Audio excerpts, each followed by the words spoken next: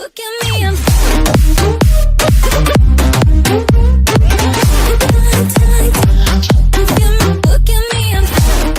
In this 5-part series, theScores MLB editors break down the pros and cons of signing the top free agents in this year's class and predict where they'll end up. Today, we're looking at Lorenzo Cain, a one-time All-Star who spent the last 7 seasons with the Kansas City Royals. Pros conscious still, quietly, a near-elite player if you're not exactly jazzed at the idea of your team signing Cain. Consider that the only outfielders with more WAR over the last 4 seasons are Mike Trout, Mookie Betts, Bryce Harper, and Giancarlo Stanton. That's crazy. Granted, he doesn't hit that many home runs, which is exceedingly rare these days, but Cain has nevertheless been more valuable since 2014 than guys like George Springer, Charlie Blackmon, and fellow free agent J.D. Martinez. And, more importantly, 2 of Cain's most valuable tools, speed and defense, don't appear to be in decline yet. Last year, Cain ran like the wind by sprint speed. He was the 16th fastest player in the majors and continued, according to both UZR and DRS, to play plus defense. That, along with his .300 average and 15 homers and career-best 8.4% walk rate, allowed him to accrue 4.1 WAR in 2017, more than Anthony Rizzo, Cody Bellinger, and Andrew McCutchen.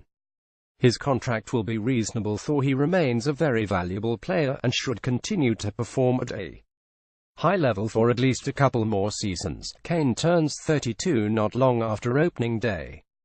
Given his age and profile, the likelihood of him landing an exorbitant, Jason Hayward-esque contract is small.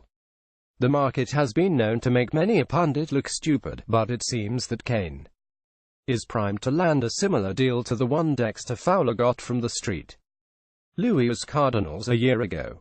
Last winter, coming off a 4.6 WAR campaign, Fowler signed a 5-year, $82.5 million contract a few months before his 31st birthday. Being 1 year older, Cain, who, like Fowler, is attached to draft pick compensation, is probably in line for a 4-year deal worth around $66 million.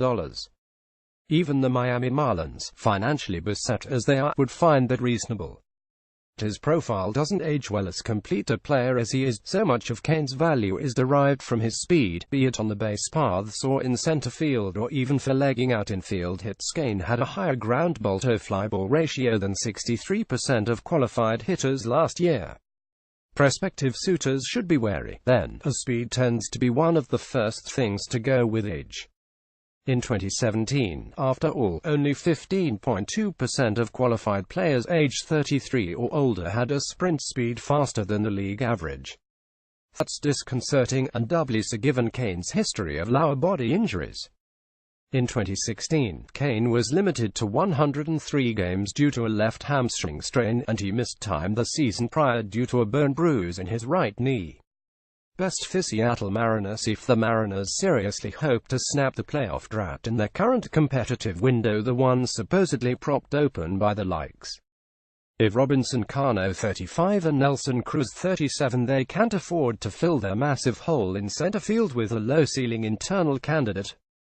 Given the lack of talent in the rotation, the Mariners are going to need to score a lot of runs to compete in 2018, and that means the abysmal 75 WRC the center fielders combined for a year ago just can't fly.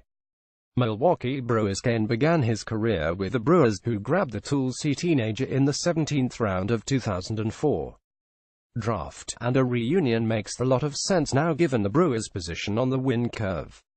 Last year, the Brewers finished within 1 game of a wild card spot, and they're poised to bring back virtually all of the talent that nearly propelled them into the postseason in 2017, along with potentially top prospects Lewis Brinson and Brett Phillips.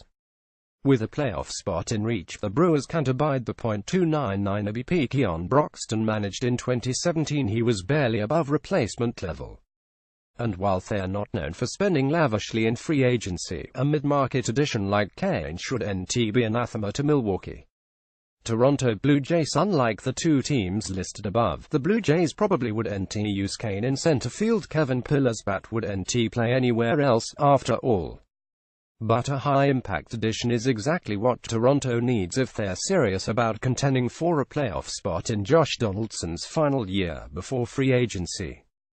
And it's not like Cain doesn't have experience in right field. In 2016, he started 27 games in right, and having Cain flank pillar in the outfield would actually make a lot of sense given the middling bat-missing ability of the Blue Jays staff. Dickinson signs a 4-year, $68 million deal with the Seattle Mariners.